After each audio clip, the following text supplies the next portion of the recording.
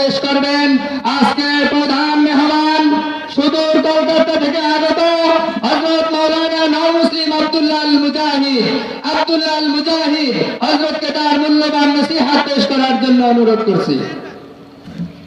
Hello, sound system করা আছে, mixer আনেন না? মিক্সার কি আনছেন?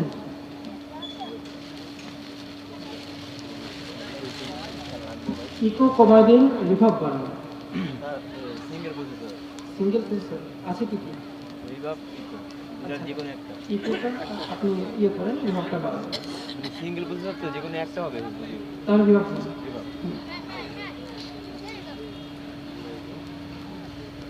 ওকে, বেস বাড়াবেন।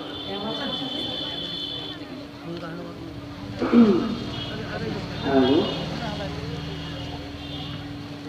আসসালামু আলাইকুম ওয়া রাহমাতুল্লাহ।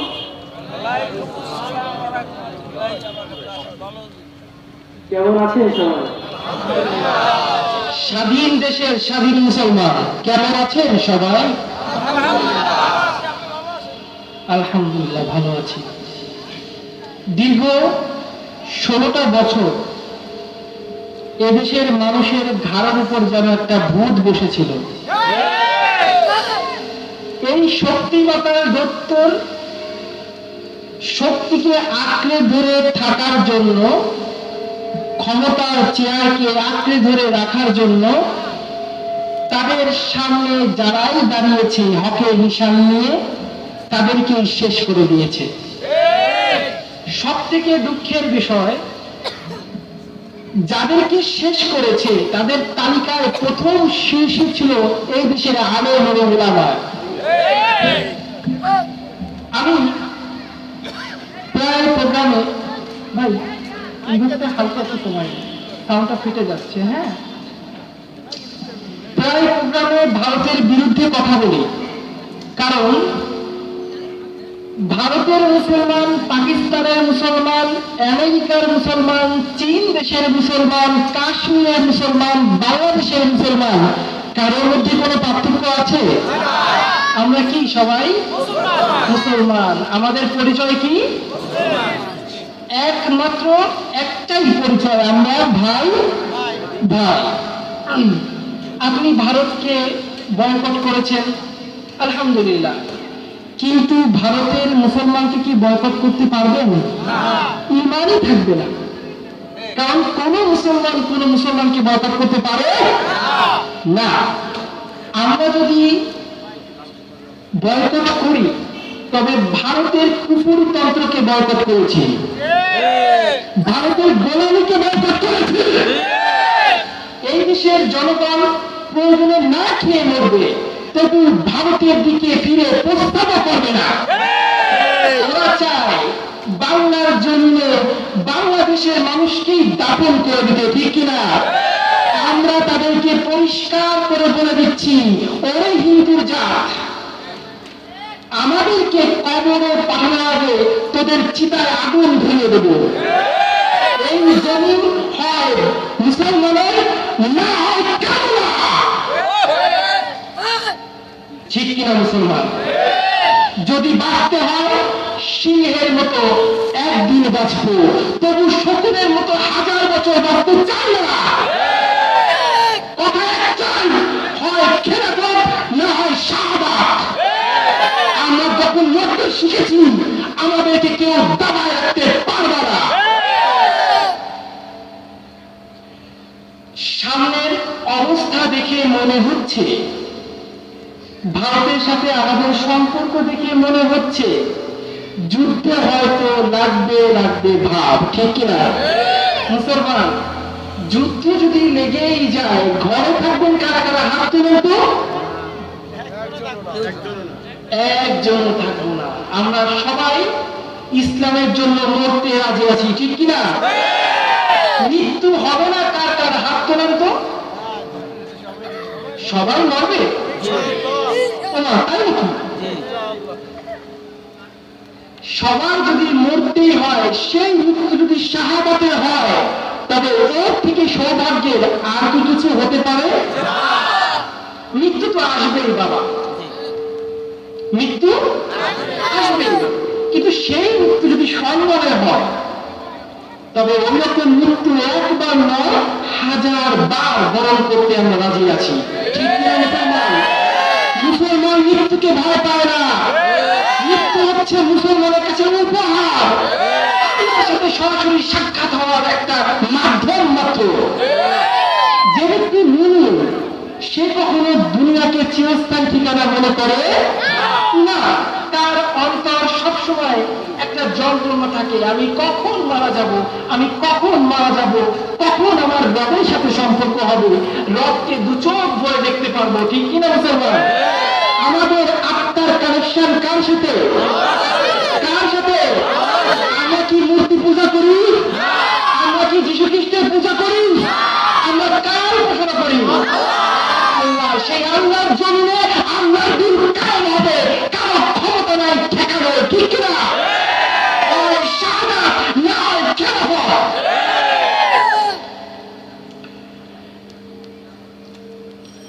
ষোলোটি মুসলমানের দেশে সব থেকে নির্যাতিত, অপমানিত, লাঞ্ছিত হচ্ছে আমরা ওলামায়ে কেরাম। ক্ষমতার পালাবদল ঠিকই হয়, কিন্তু ওলামায়ে কেরাম তাদের বঞ্চিত অধিকার ফিরে পায় না। এখনো মনে করা হয় মাদ্রাসা হচ্ছে ল্যাংড়া খোলার জায়গা। এখনো মনে করা হয় মাদ্রাসার ছাত্ররা জীবনে কিছু করতে পারবে না। এখনো মনে করে তারা মাদ্রাসার ছাত্ররা না খেয়ে মরবে। আমি যদি আপনাকে প্রশ্ন করি, বাবা, এই যে চাকরি নিয়ে কি বিশাল কাণ্ড ঘটে গেল, কি বিশাল কাণ্ড এই দেশে হলো, কিসের জন্য? চাকরি পায় না, তাই ছাত্ররা কোথায় নামছে? মাঠে নামছে। যাকে বলা হয় কোটা আন্দোলন। কি বলা হয়? কোটা তো চাকরির জন্যই নাকি? আমি যদি প্রশ্ন করি, আজ পর্যন্ত কয়জন ওলামায়ে কেরাম পেটের ক্ষুধার যন্ত্রণায় মিছিল করতে বলে? আপনি হয়তো বলতে পারেন আলেম ওলামা পরের বাড়ি যায় যায় খাইয়ে বেড়ায়। আপনি যদি আমার সামনে এসে হাত পা জড়া দিয়ে বলে, হুজুর করে ডাল ভাত খাবেন, ডাল ভাত খাবেন, আমি কি আপনার বাসায় সাইডে খাইতে গেলাম, নাকি আপনি আমাকে রিকোয়েস্ট করে হাত পা ধরে নিয়ে গেলেন? রিকোয়েস্ট করে নিছেন না? আপনাদের এলাকার আলেমরা কয়দিন আপনার ঘরে গিয়ে খাবারের জন্য ইয়ে করেছে? করছে নাকি? এখন যদি প্রশ্ন করি, আপনার বেতন কত, তার বেতন কত? একজন আলেম মাদ্রাসায় খেদমত করে সামান্য বেতনে, অনেকে আছে ফ্রি খেদমত করে মসজিদে, আছে না নাই?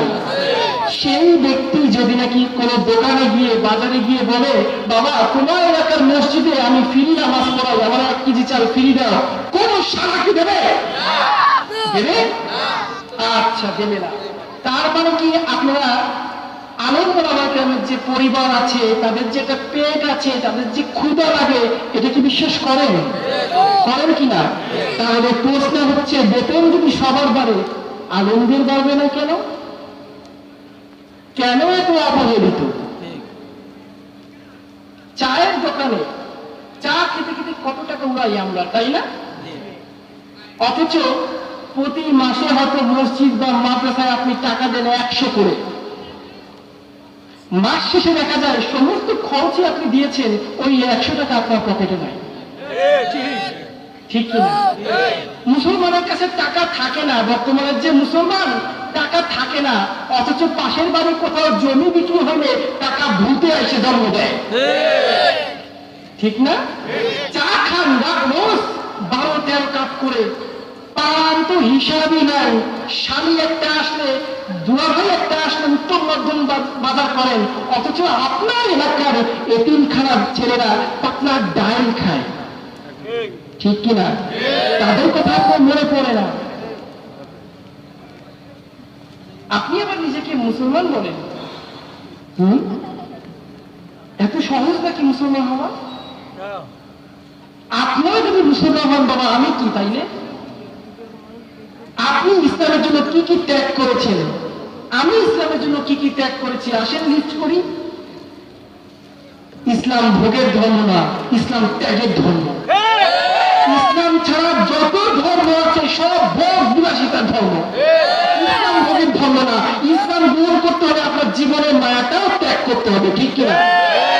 আপনি ঘরে বসে খাবেন দাবেন ঘুরবেন ফিরবেন উত্তম মাধ্যম ড্যান্স করবেন আবার মনে মনে ভাবেন জান্নাতে আপনি সবার আগে যাবেন ব্যাপারটা কি তাই তাই নাকি জান্নাতে সবার আগে যেতে পারবেন তার জন্য আপনার মৃত্যুটা হতে হবে সম্মানের কিসের বাবা সেই সম্মানের মৃত্যু নিয়ে আজকে প্রশ্ন করব আজকে কথা বলবো সাথে থাকবেন তো থাকবেন তো যারা চলে যাওয়ার চলে যান যারা থাকার থেকে যান সামান্য সময় কথা বলবো 1 ঘন্টার বেশি কথা বলি না কমও বলি না আমার 10 মিনিট এখানে বেশি লেগেছে তাই 10 মিনিট বেশি কথা বলবো থাকবেন তো সাথে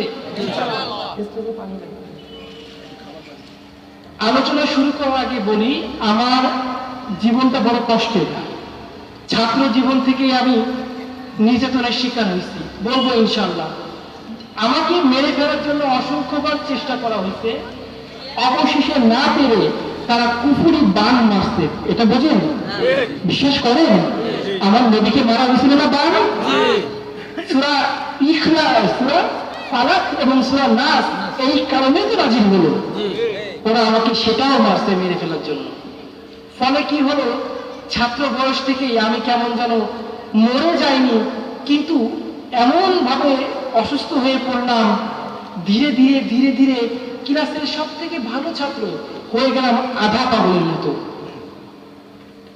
এইভাবে 18টা বছর আমি আধা পাগলের মতো রাস্তায় রাস্তায় ঘুরেছি মাদ্রাসার দরজায় দরজায় ঘুরেছি আমি আলেম আলহামদুলিল্লাহ কিন্তু প্রথম বেঞ্চের আলেম হতে পারিনি আমি তখন ছাত্র যখন পাহাড়া পড়তো হুজুর জানবে গর্দান টানতো আমি তখন চিন্তা করতাম একটু জানে বাঁচবো কিভাবে কিভাবে একটু বেঁচে থাকবো তবুও মাদ্রাসা ছেড়ে যাইনি মাদ্রাসা ছাড়ি নাই মাদ্রাসাকে সম্মান করতাম বলে আজকে এই চেয়ারে আপনারা বসাইছে এলেনের জন্য বসতে পারি নাই আমাদের জন্য বসতে পারি নাই মাদ্রাসাকে সম্মান করেছি কোরআনকে সম্মান করেছি ওস্তাদকে সম্মান করেছি মসজিদকে সম্মান করেছি তাই আল্লাহ আজকে আমাকে সম্মানিত করেছেন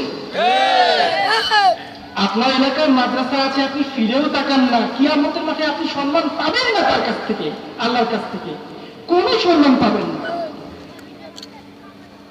এই মাদ্রাসাকে আমরা আগলে রাখবো তো বুকে রাখবো তো এক সময় একটা দল ছিল মসজিদ মাদ্রাসায় তালা আটকায় দিত ঠিক কিনা তাফসীর মাহফিল গুলো বন্ধ করে দিত একটা নাচ গানের অনুষ্ঠান বন্ধ করা করতো না একটা কনসার্ট তারা বন্ধ করতো না বন্ধ করতো শুধু তাফসীরুল কোরআনের মাহফিল গুলোকে কেন কারণ কি কারণ আলেমরা যে হক কথাগুলো বলে দেয় চোখে চোখ রেখে ভুলগুলো ধরিয়ে দেয় আলেমদের মুখ বন্ধ করতে পারলেই তো বড় বড় বোতল খাওয়া যায় আলেমদের মুখ বন্ধ করতে পারলেই দেশের টাকা বিদেশে পাচার করা যায় আলেমদের মুখ বন্ধ করতে পারলেই তো মেয়ে মানুষ নিয়ে রাত্রি যাপন করা যায় নেতারা যা ইচ্ছা তাই করবে বলার মতো কেউ থাকবে না কারণ আলেমদের মুখ বন্ধ ঠিক কিনা এই জন্য এই বিষয়ে আলেমদের উপর অবর্ণনীয়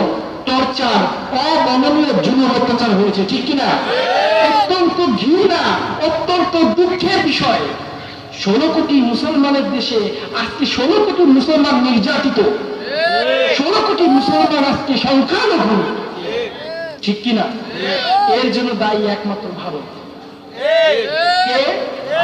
কে ভারত যদি আমাদের দেশের বিষয়ে নাক গলাতে আসে ওর নামটি ভাষ্টি করে দেবো ঠিক কিনা আমরা ফাটাই দেবো ঠিক কিনা এই দেশের একই কিছু জমি ভারতকে দেবো না মুসলমান আসছে সেই যুদ্ধ সেই শহীদে মৃত্যুর যুদ্ধ সামনে ঘরে বসে থাকবেন না ভারত যা শুরু করেছে ভারতকে এবার তার জবাব দিতেই হবে ভারতীয় পণ্য ভারতের চিকিৎসাকে বয়কট ভারতের দিকে প্রস্তাব কোনো বয়কট শুধুমাত্র গরুর গুড় যা আছে সব ভারতে পাঠানো গরুর গুড় আছে না এইগুলো সব প্যাকেটিং করে ভারতে পাঠান ওরা খাইয়ে বাঁচুক ঠিক কিনা ইলিশ বন্ধ করা হয়েছে তাতে ভারতের দায় আসে না কারণ ভারতে আছে গরুর প্রস্তাব আর পায়খানা ওরা ওই খাইয়ে ফুল পায় না ইলিশ খাওয়ার সময় কখন শিক্ষিত গরুর দুধ খাবে ভগবানের মাথায় আর গরুর মুখ নিজে খায় যে দেশ কোথায় যে দেশ কি খাবে আর কি খেলাবে এইটাই বোঝে না ওদের সাথে আবার যুদ্ধ কিসেছে নিজে দেবো সেই বন্যায় বেঁচে যাবে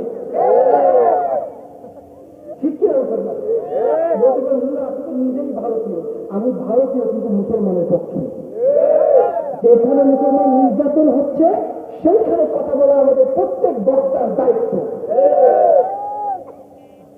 আজকে ইনশাআল্লাহ সাথে থাকবেন তো বলছিলাম উপরি বান মারার কারণে আমার কথা বলতে কষ্ট হয় আমার উচ্চারণের সমস্যা আছে তবুও সাথে থাকবে তো ইনশাআল্লাহ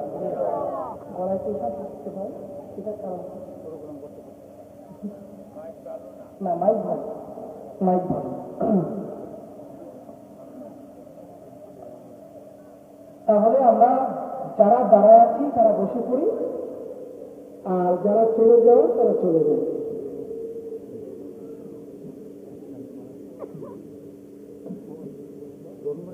হ্যালো সাউন্ড কি ক্লিয়ার আছে শুনতে পাচ্ছেন সবাই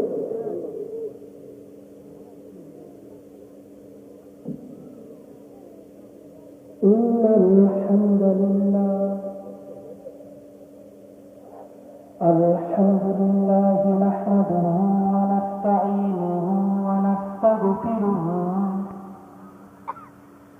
ونؤمن به ونتوكل عليه ونعوذ بالله من شرور أنفسنا ومن سيئات أعمالنا من يهده الله فلا مضل له ومن يضلله فلا هادي له ونشهد أن لا إله إلا الله وحده لا شريك له ونشهد أن سيدنا مولانا محمد صلى الله تعالى وعلى آله وأصحابه وبارك وسلم أرسله بالحق بشيرا ونذيرا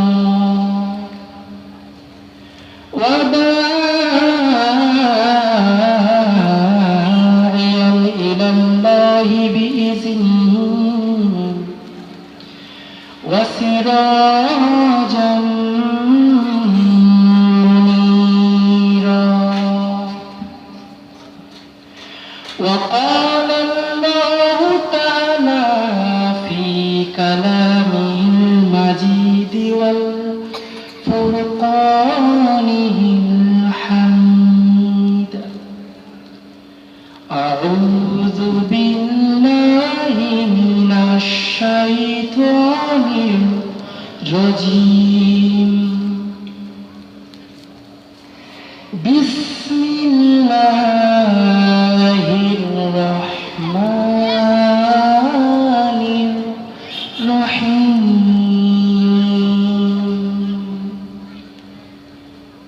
إن الله لا يغفر أن يشرك به ويغفر ما دون ذلك لمن يشاء ومن يشرك بالله فقد ضل ضلالا بعيدا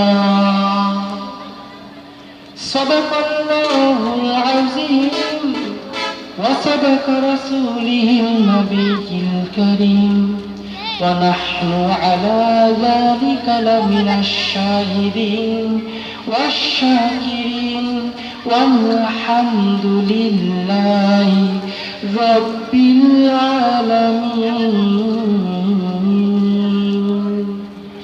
إن الله وملائكته يصلون على النبي يا أيها الذين آمنوا صلوا عليه وسلموا تسليما اللهم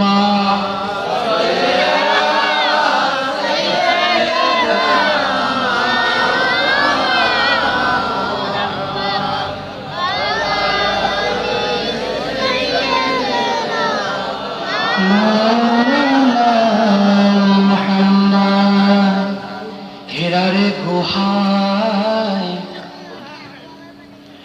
তোমারই ধ্যান আসমান থেকে নামে আল কুরআন হেরারে গুহায় তোমারই ধ্যান আসমান থেকে নামে আল কুরআন ভালো সবার ভুল তোমারই পরে আসলো সবাই ছায়া তলে হে রাসূল তোমাকে ভুলি আমি কেমন করে হে রাসূল তোমাকে ভুলি আমি কেমন করে আল্লাহুম্মা সাল্লি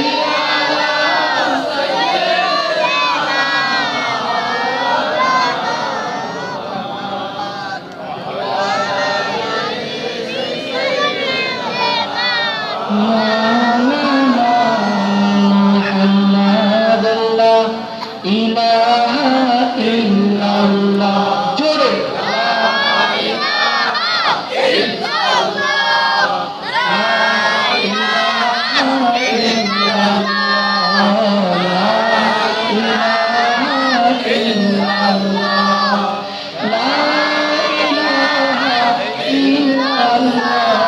محمد رسول الله لا إله إلا الله محمد رسول الله لا إله إلا الله جرو لا إله إلا الله لا إله إلا الله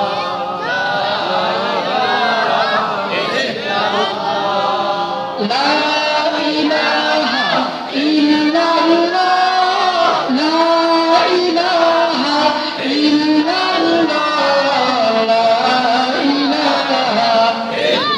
সুরটা পরিচিত নাকি সুরটা কি পরিচিত লা ইলাহা ইল্লাল্লাহ লা ইলাহা ইল্লাল্লাহ লা ইলাহা ইল্লাল্লাহ জোরে লা ইলাহা ইল্লাল্লাহ লা ইলাহা ইল্লাল্লাহ যারা এখনো মঞ্চে আসেন নাই সবাই ময়দানে চলে আসবেন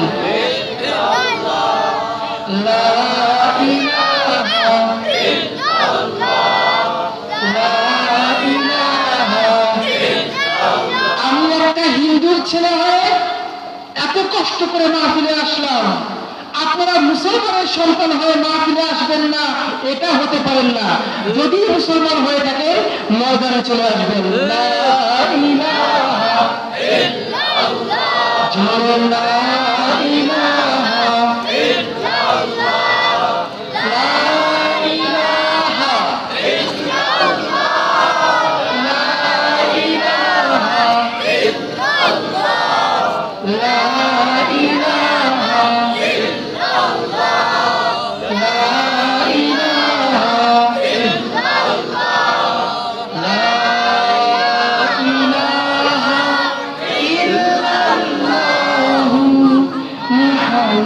মুহাম্মাদুর রাসূলুল্লাহ সাল্লাল্লাহু কাউরিয়া ইমদাদুল উলুম ক্যাডেট মাদ্রাসার উদ্যোগে 2 দিনব্যাপী প্রথম ওয়াজ মাহফিলের আজকের দ্বিতীয় দিন। প্রথম দিনের সভাপতিত্ব করেছেন হযরত মাওলানা মুফতি আব্দুর রহমান সাহেব দামাত বারকাতুহু আলিয়া। আল্লাহ তাআলা তার নেক হায়াত বাড়িয়ে দিন। আমিন। আজকের দ্বিতীয় দিনের সভাপতিত্ব করছেন হযরত মাওলানা আব্দুর রহিম সাহেব বড় হুজুর। আল্লাহ তাআলা তাকেও কবুল করুন। আমিন। তার নেক হায়াত বাড়িয়ে দিন। আমিন। প্রধান মেহমান হিসেবে আলোচনা করেছেন, মূল্যবান তাকরীর পেশ করেছেন হযরত মাওলানা মুফতি আব্দুল মান্নান আজিজি দামাত বারকাতুহু আলিয়া। আল্লাহ তাআলা তার নেক হায়াত বাড়িয়ে দিন। আমিন। সারা জমিনের জন্য আল্লাহ তাকে কবুল করুন। আমিন। পুরো পৃথিবীতে তার রৌনের নূর প্রসারিত করুন। আমিন।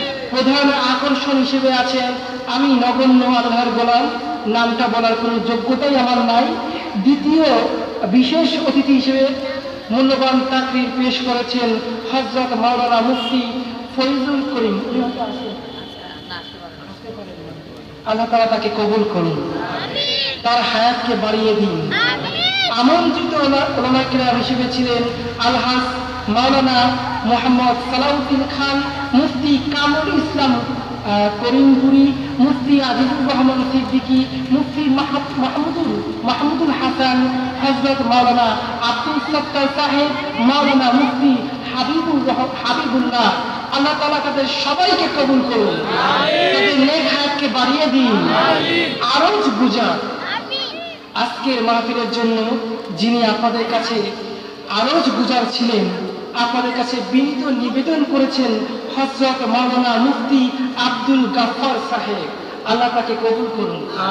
তার দ্বীন ইসলামের জিন্দা করার যে প্রচেষ্টা, তাকে কবুল করুন। তার মাদ্রাসাকে কবুল করুন। প্রতিটা ছাত্রকে কবুল করুন। ছাত্রর যারা অভিভাবক আছে তাদের সবাইকে কবুল করুন। দ্বীনের মুজাহিদ হিসেবে কবুল করুন। এরপর আছেন হাজী মাওলানা মোহাম্মদ হেলালুদ্দিন হাওলাদার, সহসভাপতি অত্র মাদ্রাসা। আল্লাহ তাকেও কবুল করুন। একটি এলান, এই মাদ্রাসায় এখন ভর্তি চলছে। মাদ্রাসায় কি করছে? আবার ভর্তি চলছে। মাদ্রাসার আপনার 4 জন সন্তান, 5 জন সন্তান, 1 জন সন্তানকে হইলেও মাদ্রাসায় ভর্তি করাতে হবে। রাজি আছেন মুসলমান? রাজি আছেন মুসলমান? 1 জন সন্তানকে আল্লাহর জন্য দান করে দিতে হবে। রাজি আছেন মুসলমান? আমি আমার আল্লাহকে প্রায় বলি, হে আল্লাহ, আমার যখন বিয়ে হবে বউ আপনার জন্য কুরবান। সুবহানাল্লাহ, 13 বছর করে। আমার যদি সন্তান হয় সেই সন্তান আপনার জন্য কুরবান। আমার প্রতিটা রক্ত বিন্দু, প্রতিটা নিঃশ্বাস প্রশ্বাস সবকিছু আপনার জন্য কুরবান। যদি কখনো জায়গা জমি দান করেন সেটাও আপনার জন্যই কুরবান। একজন মুসলমানের 24টা ঘন্টা জন্ম থেকে মৃত্যু পর্যন্ত প্রতিটা মুহূর্ত কার জন্য কুরবান? কার জন্য কুরবান? আমরা রাজি আছি সবাই? আমাদের সন্তানকে মাদ্রাসায় ভর্তি করাবো তো? আল্লাহ তাআলা কবুল করুন। অনেক রাত হয়ে গিয়েছে, অত্যন্ত সংক্ষিপ্ত কিছু কথা বলবো। শুনতে রাজি আছি আমরা সবাই? ইনশাআল্লাহ। ভাইরা আমার, আপনি যত বড়ই কোটিপতি হন না কেন, যত বড়ই বুজুর্গ হন না কেন, যত বড়ই প্রতিপত্তি হন না কেন, যত বড়ই নেতা হন না কেন, আপনার শেষ ঠিকানা হলো কবর।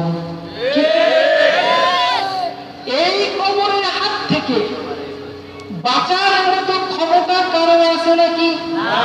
আছে? আছে নাকি? নাই। সেই কবরে আপনাকে আমাকে সবাইকে যেতে হবে রে বাবা। কবরে কিন্তু সবাই যায়। কেউ রাস্তাঘাটে অ্যাক্সিডেন্ট করে কুত্তার মতো মৃত্যু হয়, তারপর কবরে যায়। ঠিক কিনা? কেউ বা বাথরুমে বসে টয়লেট করতে করতে মারা যায়, সেই অবস্থায় কবরে যায়। আবার কেউ কেউ আছে নামাজ পড়তে পড়তে কবরে চলে যায়। আপনি কিভাবে কবরে যেতে চান সেটা নির্ধারণ করবেন আপনি। কি আপনার নিয়াতের উপর ভরসা হবে। আপনার নিয়াত যদি ইখলাসের সাথে আল্লাহকে বলে থাকেন, হে আল্লাহ মৃত্যুটা দিবেন সম্মানের, তবে আপনার মৃত্যুটা হবে সম্মানের। যার শেষ ভালো তার সব ভালো, যার শেষ ভালো তার সব ভালো। আপনি দুনিয়াতে আসছেন হাতে কিছু নিয়ে, কি নিয়ে আসছেন? জামা কাপড় পরে আসছিলেন মনে হয়, তাও আসেন নাই। আমার বাবারা একটু খেয়াল করুন, একটা কুকুরের বাচ্চার দিকে খেয়াল করুন, অথবা একটা গরুর দিকে খেয়াল করুন, অথবা একটা হাঁসের দিকে খেয়াল করুন, অথবা একটা মুরগির দিকে খেয়াল করুন। একটা মুরগি ডিম ফুটে যখন বাচ্চা বের হয় দৌড়াতে শুরু করে, ঠিক কিনা?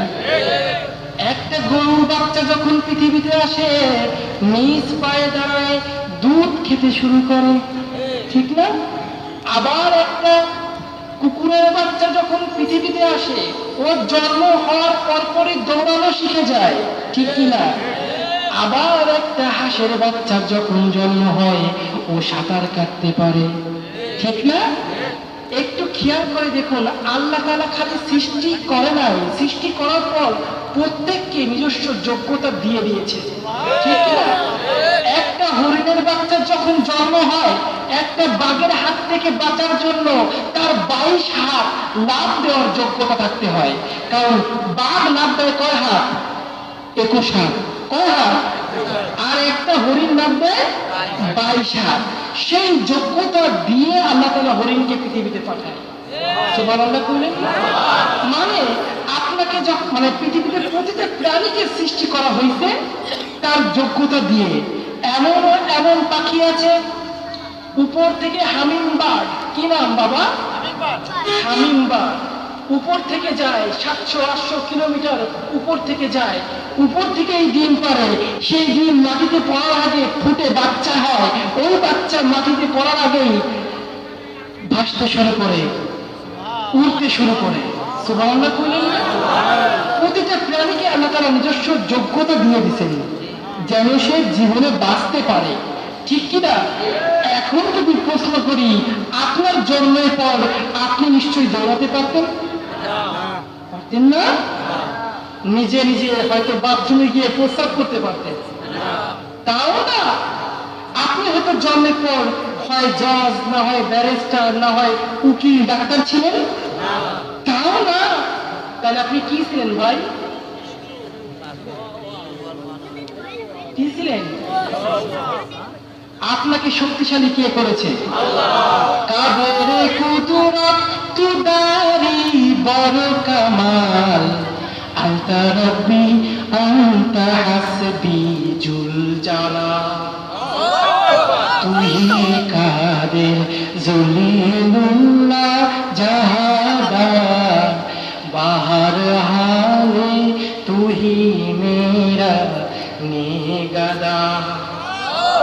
যেখানে যান দৃষ্টিপাত কে করে আছে আপনাকে? বাবারা আমার একটু চিন্তা করুন, একটা কুকুরের নিজস্ব শক্তি আছে, একটা হাঁসের নিজস্ব ক্ষমতা আছে, একটা হরিণের নিজস্ব ক্ষমতা আছে। যদি প্রশ্ন করি এরা কি আপনার থেকে শক্তিশালী নাকি দুর্বল?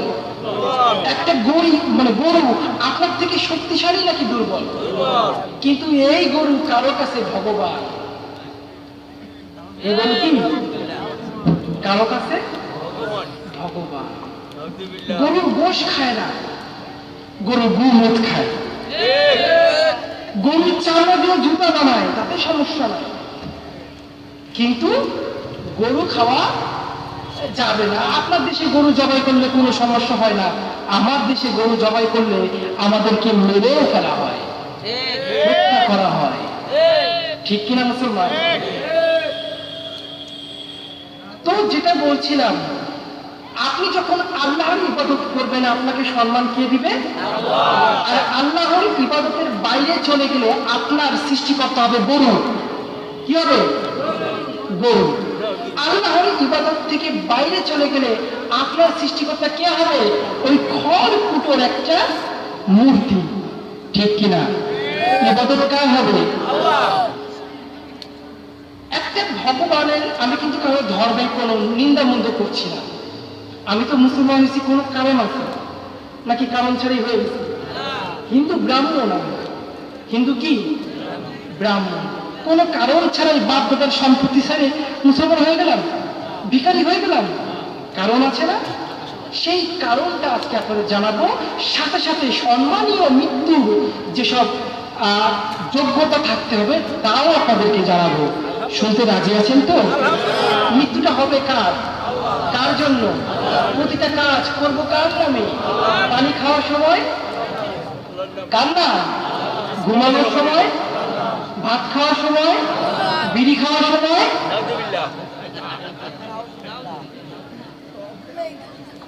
কারা কারা কইছে বিড়ি খাওয়ার সময় আল্লাহর নাম নেবে? কে করলে? যারা খায় এরা কইছে। বিড়ি খাবেন না, সিগারেট খাবেন না, নিজেকে ধ্বংস করার অধিকার আপনাকে দেওয়া হয় না। এই শরীরটা কারা মানো? কারা মানো? এই শরীরটার মৃত্যু হবে কার জন্য? সেই মৃত্যুর নাম কি? শহীদ মৃত্যু। সেই মৃত্যুর নাম কি? মুসলমান যদি শহীদ হতে শিখে যায় সারা বিশ্ব তার কাছে এসে সিজদা করবে। আর মুসলমান যখন মৃত্যুর হাত থেকে পালায় বেরোবে, মৃত্যুকে ভয় পাবে, সঙ্গে মৃত্যুর কোনো মূল্যায়ন তার কাছে থাকবে না, তখন যে পায়ের দিকে তাকায় কথা বলার ক্ষমতা রাখে না, ও চোখে চোখ রেখে কথা বলবে। গরুর মুখ ওরা এসে আমাদেরকে শিক্ষা দিবে মানবতার। ঠিক কিনা? যেই দেশে, আমি ভারতের কথা বলছি, যেই ভারতে মসজিদ ভেঙে দিয়ে মন্দির স্থাপন করা হয়, ওরা আবার আমাদের ধর্মীয় সম্প্রীতির শিক্ষা দেয়। ঠিক কিনা মুসলমান? ওই ভণ্ডদের এবার উচিত জবাব দেব। ইয়াহুদ নাসারা সে পেরেশান হি মুমিন, हर वक्त गुजरते मुकाबला में फिलिस्तीन। ফিলিস্তিনের মুসলমান তারা মৃত্যুর সামনে বুক উঁচু করে দাঁড়িয়ে আছে। আর আপনি আমি মৃত্যুর হাত থেকে পালিয়ে খেতা কম্বল দিয়ে ঘরে ঘুমিয়ে থাকি। কার মৃত্যু সম্মানের হয়? সম্মান কে পায় মৃত্যুর পরে? यहूद नसारा से परेशान ही मुमीन, हर वक्त गुजरते मुकाबला में फिलिस्तीन, बातें खुना को से पानी हम तो बेखबर, अल्लाह की नारा से हो कल्बू पे मुनव्वर। সবাই একসাথে আল্লাহু আকবার, আল্লাহু আকবার, আল্লাহু আকবার বলো। জোরে হবে আল্লাহু আকবার, আল্লাহু আকবার, আল্লাহু আকবার বলো, আল্লাহু আকবার। তাকবীর হো তাকবীর, तकबीर हो तकबीर, तकबीर हो जो बाप सारा खाने के अखबार, अल्लाह की नारा से हो कल्बू पे मुनव्वर, अल्लाहु अकबर हुवा अल्लाहु अकबर, अल्लाहु अकबर बोलो, अल्लाहु अकबर, अल्लाहु अकबर हुवा अल्लाहु अकबर, अल्लाहु अकबर बोलो, अल्लाहु अकबर। আল্লাহর জন্য মরতে হবে। মৃত্যুটা হবে কার জন্য? বলছিলাম জন্ম তো আপনার হয়েছে। কি হয়েছে বাবা? জন্ম তো হয়েছে। কোন যোগ্যতা নিয়ে জন্মগ্রহণ করছেন? কোন যোগ্যতা নিয়ে জন্ম হয়েছে আপনার? হাইগে মুইতে বিছানায় একদম ল্যাটের প্যাটার করে ফেলছেন, না কান্দা পর্যন্ত বাপ মা ওটা চেঞ্জ করে দেয়নি, ঠিক কিনা? খিদার যন্ত্রণায় কান্নাকাটি করা লাগছে, তারপর মা বুকে দুধ দিয়েছে, ঠিক কিনা? কি যোগ্যতা ছিল আপনার? আর সেই আল্লাহ যখন আপনাকে শক্তিশালী করলো, আপনি সেই আল্লাহর বিরুদ্ধেই সংগ্রাম ঘোষণা করলেন। আল্লাহর বিরুদ্ধেই দেশের রাষ্ট্র ক্ষমতা তুলে দিলেন একদল অত্যাচারী শাসকের হাতে, যারা পার্লামেন্টে গিয়ে আমাদেরকে বেগুনের বদলে কুমড়ো দিয়ে খাওয়ার কথা শিখায়, তাই না? শিখাইতো না? বেগুনের দাম কমে গেছে, মানে বাড়ছে, আপনি দামটা কমানোর ব্যবস্থা করেন না। উনি পার্লামেন্টে গিয়ে বলেছে বেগুন নাই তো কি হয়েছে, কুমড়ো দিয়ে বেগুন বানাই খাও।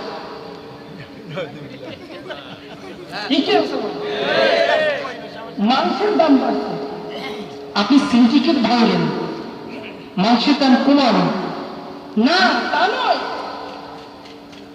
মাংসের বদলে কাঁঠাল দিয়ে বার্গার বানায় খাও। কইছে না? কইছে কিনা?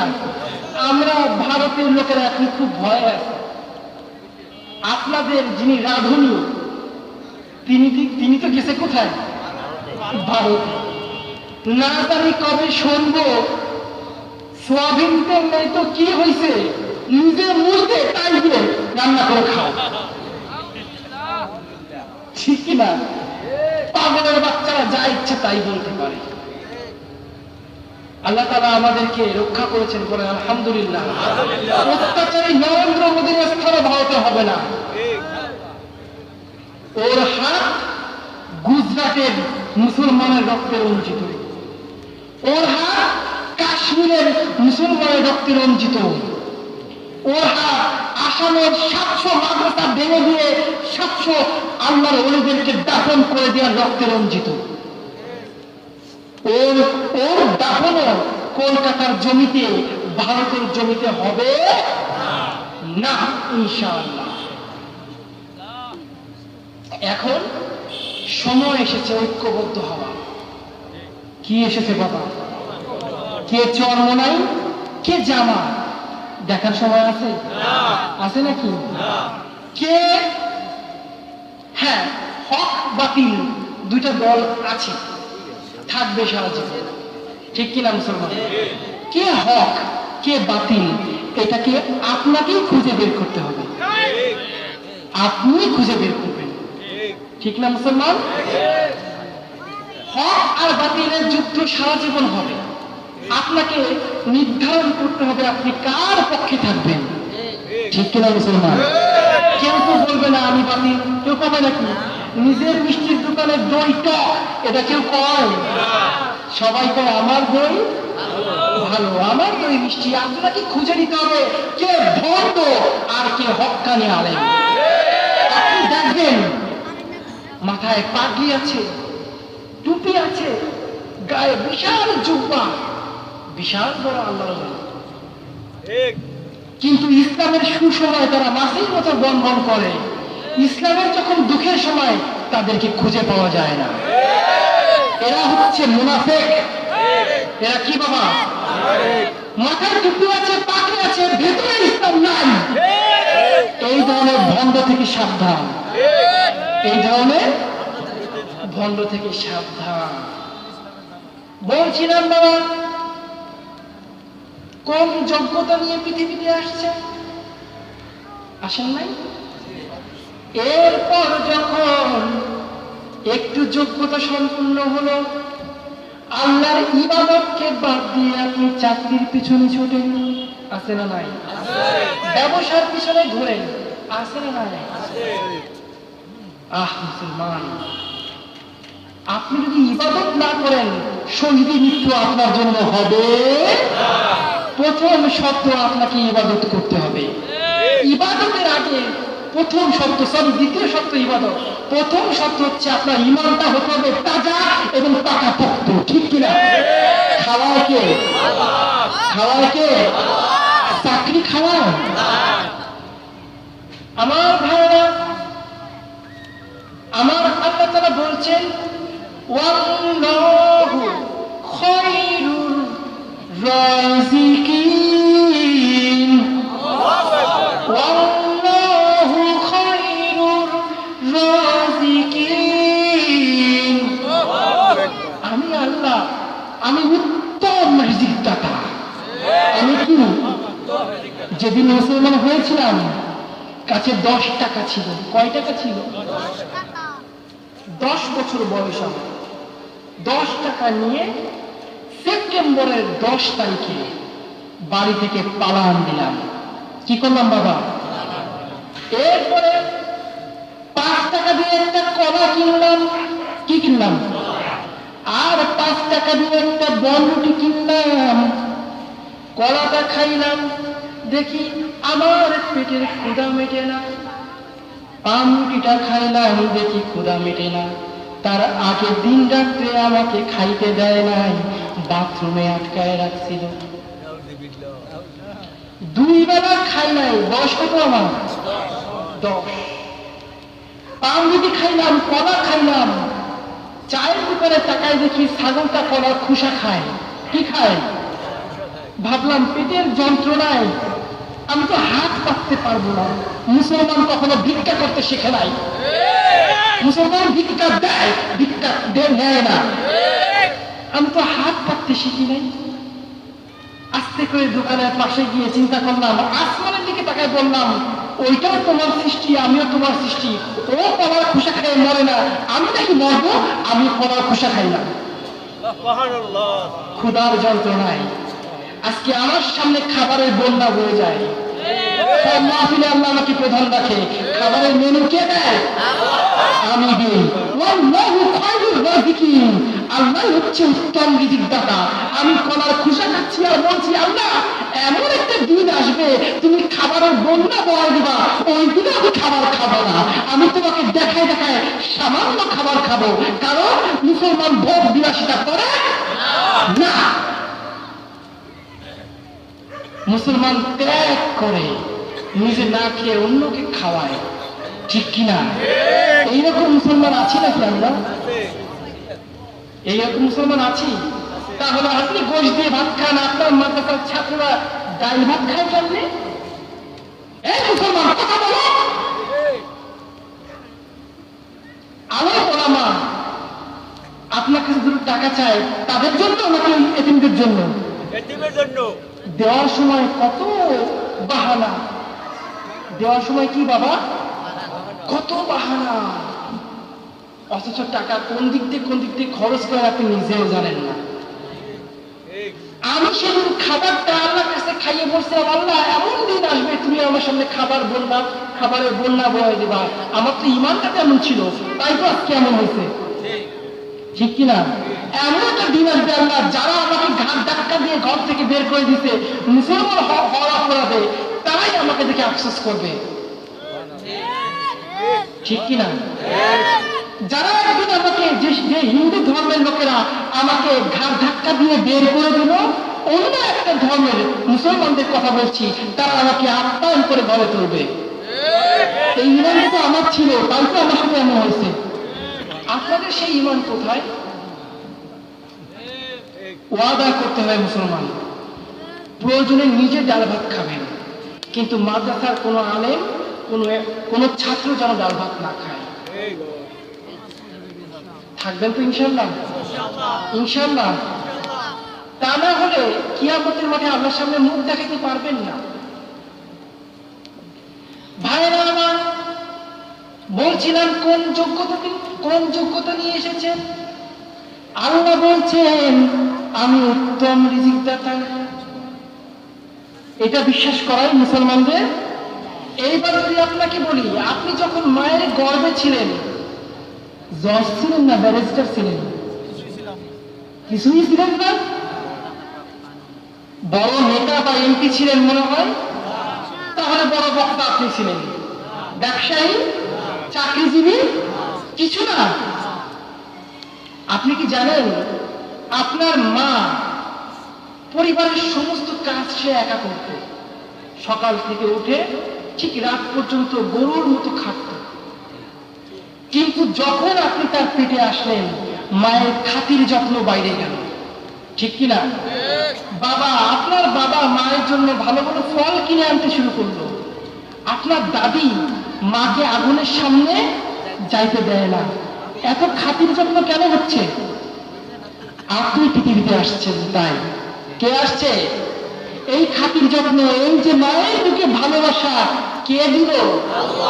এই পৃথিবীতে এমন অনেক মা আছে পেটের সন্তান নষ্ট করে ফেলে, ঠিক কিনা? সন্তানের বয়স যখন 7 বছর 7 মাস, তবুও সন্তান নষ্ট করে ফেলে। মা বাবা আছে না নাই? আমার ভারতে আছে অহরহ, মেয়ে হইলে সন্তান নষ্ট করে। আপনাদের দেশে মনে হয় নাই? সন্তান নষ্ট করে কেমনে জানেন? সন্তান যখন বয়স হয়ে গেল 7 মাস, তার রুহু চলে এসেছে, সে খাইতে পারে, নড়াচড়া করতে পারে, আল্ট্রাসাউন্ড করার পরে যখন দেখে মেয়ে, তখন সেই সন্তানটাকে অ্যাবর্শন করা হয়, নষ্ট করা হয়। কিভাবে জানেন? শুনলে চোখে পানি চলে আসবে। চিকুন ধারালো একটা কেচি থাকে, কি থাকে? ওই কেচি মায়ের অঙ্গ দিয়ে ভিতরে প্রবেশ করে দেওয়া হয়। আপনার মেয়েটা আপনার বউয়ে বা আপনার স্ত্রী গর্বে তখন জ্যান্ত, সে আপনার কথা শোনে, আপনি তাকে আদর করলে সে সে আদর পায়, আপনি যে খাবারটা খান সেই খাবারটাই সে খায়। আর 3 মাস পরে পৃথিবীতে আসবে। কয় মাস পরে? সন্তান বড় হয়ে গেছে না? বলেন, জ্যান্ত না? এরপরে ওই কাঁচিটা ঢুকায় দেয়, আর একদিকে আল্ট্রাসোনো লেজার ফিট করে, উন্নত মানের চিকিৎসা। সন্তান কি অবস্থায় আছে লেজার ফিট করলে দেখা যায়, কম্পিউটারে দেখা যায় না? আপনারা যারা সন্তান অ্যাবর্শন করছেন, গ্রামের মানুষ হয়তো জানেন না, কিন্তু এই কথা অনেকের কাছেই জানে। আপনারা যারা সন্তান নষ্ট করেছেন, মায়েরা আপনাকে বলছি, বাবারা আপনাকে বলছি, আপনারা সব জাহান্নামের জানোয়ার। নিজের জন্য জাহান্নাম কনফার্ম করে ফেলেছেন। কি করেছেন?